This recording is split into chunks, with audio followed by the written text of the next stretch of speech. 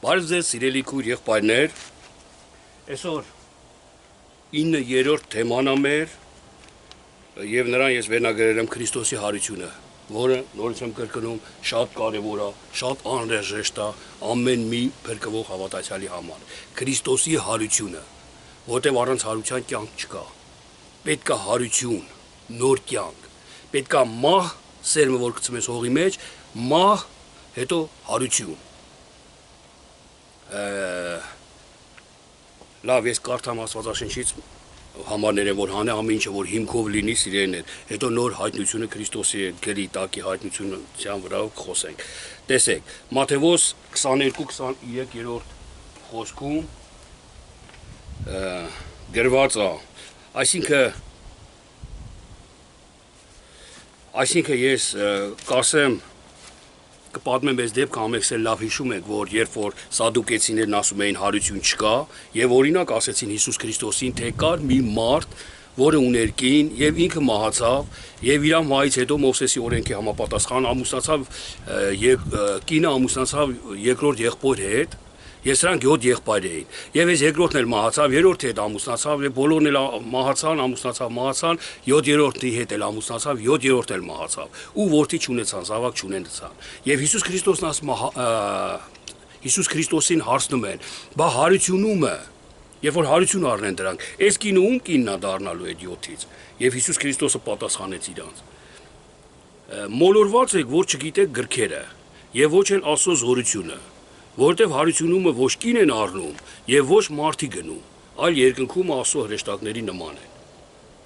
Իսկ մեռելների հարության համար չեք լսել, որ Աստված ասաց, ես եմ Աբրահամի, Իսահակի, Հակոբի Աստվածը, որտեվ Աստված մեռելների Աստվածը չի, շարունակությունում ասում։ Տեսեք, դուք մոլորված եք, երբ որ գիտեք, թե հարությունում պետք է մարդը ամուսնանա։ Կին առնի, ամուսին առնի, երեխա ունենա, այդպես բան չկա հարությունումը, Հիսուսն ասաց, մոլորված եք, որ գրքերով եք գնում։ Եսայիա մարգարեության մեջ մի տեղ կա գրված, որ Եհովայի վկաները ոսոր հիմք են դա վերցնում, գրված է, որ եւ պետքա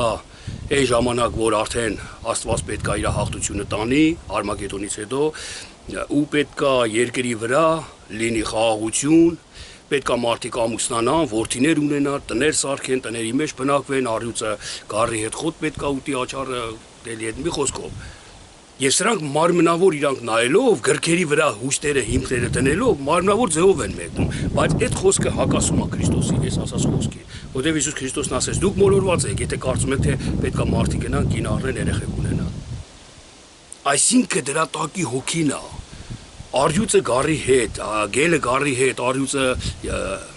աչառի հետ, խոտ պետքա ուտեն։ Այսինքն առյուծ հասկացողությունը մենք ամենքս էլ աշխարհի մեջ մինչև Քրիստոսին գալը առյուծներ ենք եղել, գելեր ենք եղել։ Մեզանից փոքրներին հափշտակեր ենք, մեր սովը կշտացնելու համար անարգեր ենք մեզանից փոքրերին։ Մեր ուժը ցույց տալով գողացե խլե, ես իմ չգիտես ինչեր ենք արել։ Առյուծի կյանք է դա, բայց երբ որ երկնքի արքայությունը գա Քրիստոսին ընդունենք, մեր մեջ մաքրվի, այս առյուծս, որ մենք ամենքս էլ անհավատ ժամանակ առյուծ ենք ելել, գառերի հետ, երիջների հետ պետքա խոտ ուտենք։ Պետքա ուտենք այն բնական կերակուրը, ուրիշի կյանքով չպետքա սնվենք, այսինքն ուրիշ կենդանի չպետքա ուտենք, իր մսով սնվենք, մսակեր չեն լինելու արդեն։ Մենք գիտենք սաղսել, որ առյուծը խոտ չի արածը, բայց այդտեղ ասում է առյուծը խոտ կարածի, գառի հետ, այսինքն այն արդար կերակուրը կուտի։ Այսօր մենք առյուծներ ենք եղել, նորից եմ կրկնում, բոլորս էլ աշխարհի մեջ, եւ այսօր Քրիստոսին գալով մենք խոտ ենք ուտում, արդար մարդկանց հետ նստում տալի առնում ենք ու բարություն ենք խոսում, չարություն երբեք չենք անում։ Սա է սրատակի իմաստը, հոգին սա է, որը փրկության է տանում։ Ոչ թե իրականում դե առյուծը գաք, էլի հետ արա, հա թող կարածա, ինչ անեք, դրա մեջ ինչ մի կյանք կա։ Եթե կա էլ մահից հետո, չգիտեմ, այդ դասու գործնասու ծրագրերն է, դե թող սպասենք դրան, ոնց Աստված կուզի։ Մեր չէ, որ մեր մտածելաձևը սխալ է։ Հիսուսն ասում է գրքերի վրա հիմք մի դրեք, հոգիը կյանք է իմ ասած խոսքերը, մարմնավոր չմտածենք։ Լավ, որպեսզի չերկարացնեմ խոսքս, տեսեք, հաջորդը Կողոսացիների 3-րդ գլուխ 1-ից 2-րդ խոսքերն էլ կարդամ ու խոսենք դրա մասին։ Այդ արդ, եթե Քրիստոսի հետ հարություն առաք, ապա խնդրեցեք վերինները, որտեղ Քրիստոսն է նստում Աստծո աջ կողմումը։ Վերինները մտածեցեք եւ ոչ թե երկրի վրայինները։ վերինները մտածեք եւ ոչ թե երկրի վրայինները։ Վասի դուք մեռակ եւ ձեր կյանքը ծածկված է Քրիստոսի հետ եւ այլ։ Տեսեք, սիրելիներ, երբ որ մենք Քրիստոսի հետ մեռանք, վերինները պետք է մտածենք։ Այսինքն մենք օրենքով, գրով, կարդալով եկանք Քրիստոսին։ Եկանք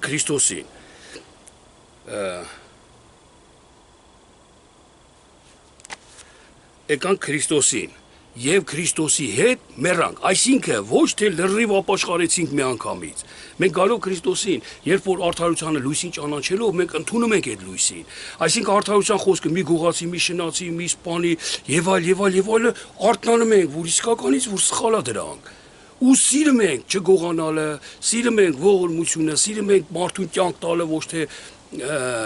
սպանելը, մարդուն սիրելը, ոչ թե ատելը, բարեկամանալ, ոչ թե թշնամանալ, եւ այլ, այս արդար բաները սիրելով, մենք մեռնում ենք Քրիստոսի հետ։ Ու Քրիստոսի հետ հարություն ենք առնում։ Հարություն ենք առնում նոր մարդ։ Դրա համար սիրելիներ են փորձությունների ժամանակ չնայած այդ թեմայով էլ կարծեմ գրել եմ այդ թեմայով էլ խոսանք։ Փորձությունների ժամանակ ինչի համար Աստված թույլ տվեց փորձությունները, ինչի համար Քրիստոսը փորձվեց սատանայից, ինչի համար ենք մենք այսօր երկրի վրա բոլորս էլ փորձություններ կրեմ, որովհետև փորձությունների մեջ կա կյանք։ Փորձությունների ժամանակ մեզ սպանում է հակառակորդը։ Ոչ թե ֆիզիկապես նորից եմ կրկնում,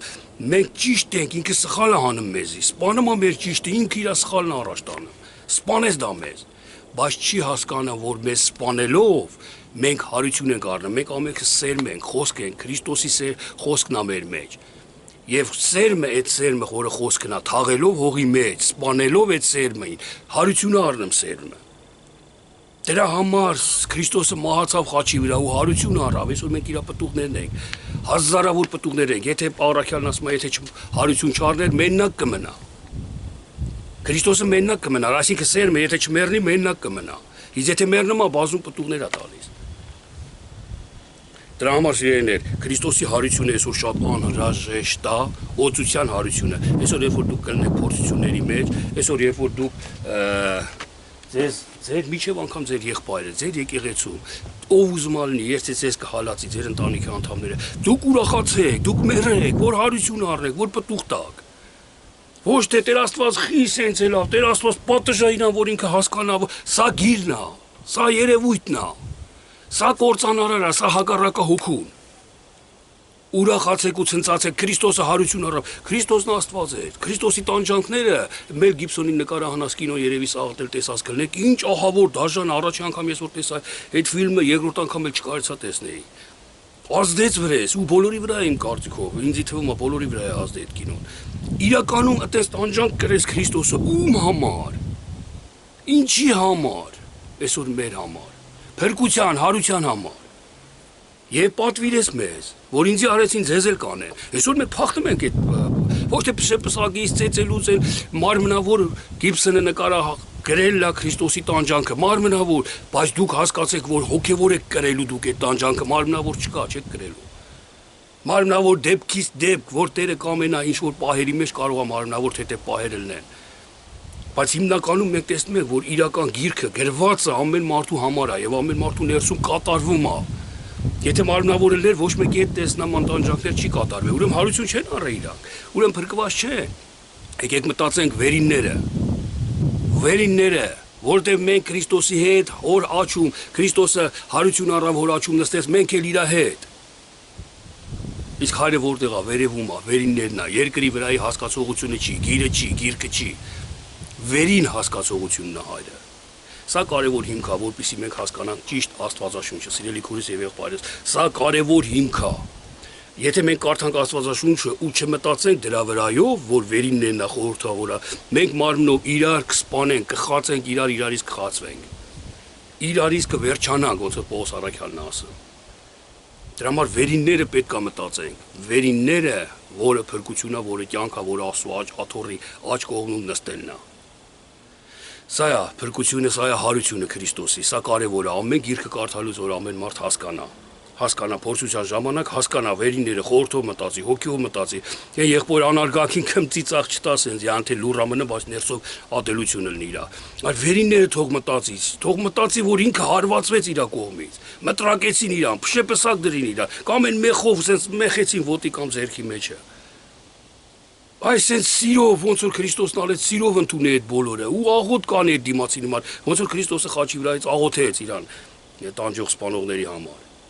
Երբեմն եղել ա ձեր մեջ, որ դուք աղոթեք ձեր տանջողների համար։ Ես կարծում եմ շատ քչերի հետ դա կատարված կլինի, ինչի համար։ Որտեղ մենք թեկուզ ցույց էլ տանք դրսևանց։ Շատ մարդիկ, որ ցույց են տալի դրսևանց, մթում համբերեցին, մթում հեզ են, բայց ներսևանց ոչ համբերում են, ոչ էլ հեզ են։ Դա երկրի վրայի մտածողություն է, դա կեղծավորություն է, դա փարիսեցիական մի ձև է։ Դրա համար վերինները մտածեք, արթունել եք, հենց կտեսնեք կյանքը, փորձությունը ձեր մեջ, ուրախացեք ու ցնծացեք։ Աղոտ կարեք սրտով այդ դիմացինի համար։ Եթե դու սրտով չանես աղոտ դիմացինիդ համար, կեղծավոր անես, չի լսվի քո աղոթքը, ոչ էլ Տերը կընդունի։ Իսկ եթե սրտով մաքուր ելնես դու ու մաքուր սրտով իր համար աղոտ կանես, Տերը կլսի։ Քո աղոթքը խունկի պես կբարձրանա Տիրոջ առաջին։ Ոնց որ հայտնության գրքի մեջ է գրված։ Այսքանը եղեք օրհնված Տեր Հիսուս Քրիստոսի անունով։ Ամեն։